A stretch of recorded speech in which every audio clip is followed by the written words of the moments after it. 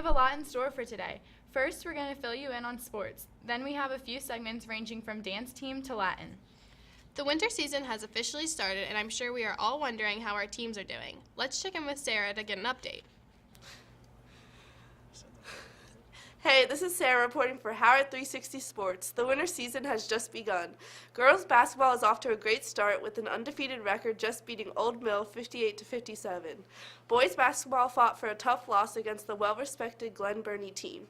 Indoor track and field had a great start with boys placing 11th out of 34 teams and girls placing 6th out of 38 teams at the Howard County Track Festival. The wrestling team went to the Mad Mats tournament at Magruder High School last weekend. Brian Keeley and Brad Foote both placed in their weight classes. Good job, boys. Make sure you check out boys basketball at Atherton today and girls basketball at home.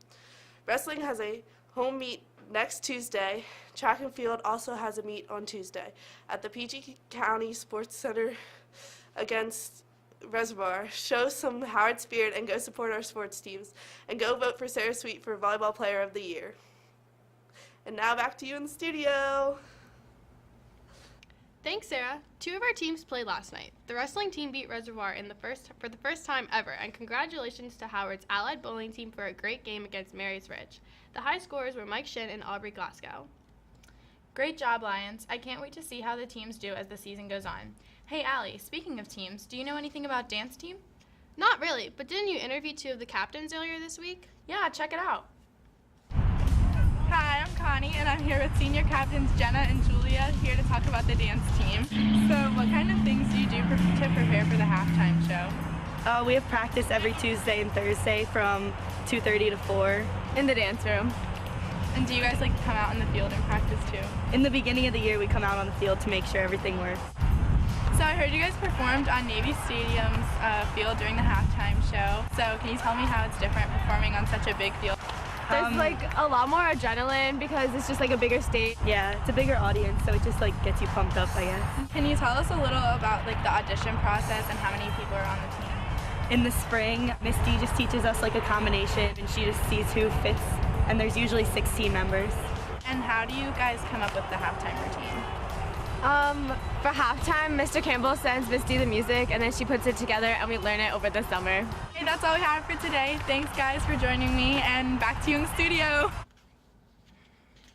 Wow, it seems like dance team's a lot of fun. Yeah, I agree. You know what else is pretty cool? What's that? ESOL Club. Mariana had the chance to interview a few members. Let's check it out.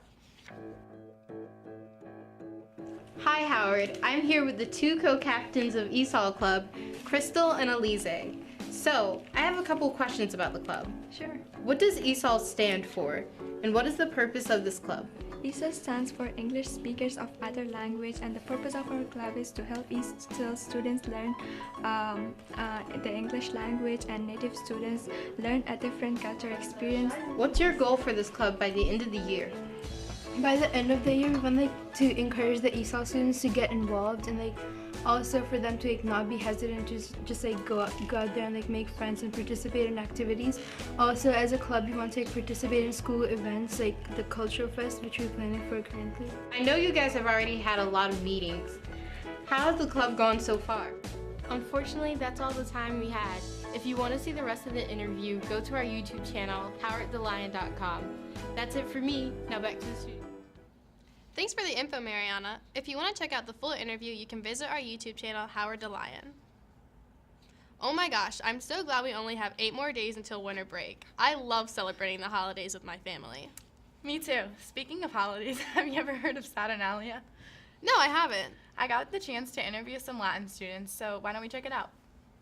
What's up, Howard? I'm Connie, and I'm going to go talk to some of the Latin students about the celebration of Saturnalia. I'm here with a Latin 4 AP student, Sam, and he's going to talk to me a little bit about Saturnalia.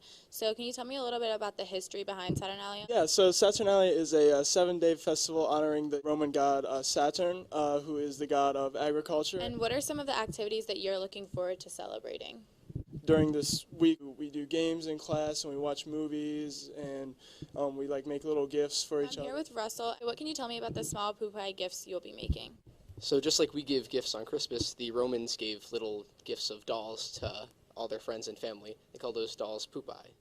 Okay, I'm here with Cecilia, and I want to talk about how you guys are going to end your week of celebration. We have this little statue of the god Saturn, and at the beginning of the week, unwrap. It shows the freedom that everybody has, and then at the end, they wrap the cloth back around his feet to show how everybody has to return to their original world. Well, you heard it here, Howard. Be sure to sign up for Latin next year so you can join in the festivities of Saturnalia. Woo woo! That's awesome. Thanks for all the useful information.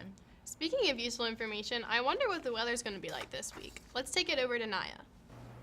Good morning, Lions. It's Naya, and I'm here with your weather for the week. Today, the weather will be mostly sunny with a high of 40 and a low of 21. Tomorrow will be mostly sunny with a high of 23 and a low of 13. Friday will be mostly sunny with a high of 28 and a low of 20. And Saturday will be a wintry mix of 43 and a low of 40. Sunday will be showers, so bring out your raincoats with a high of 54 and a low of 19. Monday will be snow showers with a high of 31 and a low of 20. Tuesday will be partly cloudy with a high of 33 and a low of 24.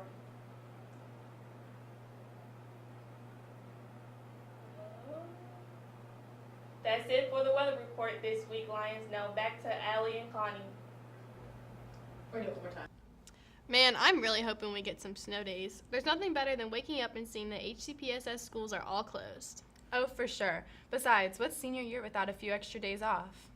You got that right. Well, Lions, that's all we have for today. Check us out next week for another edition of Howard 360 Extended.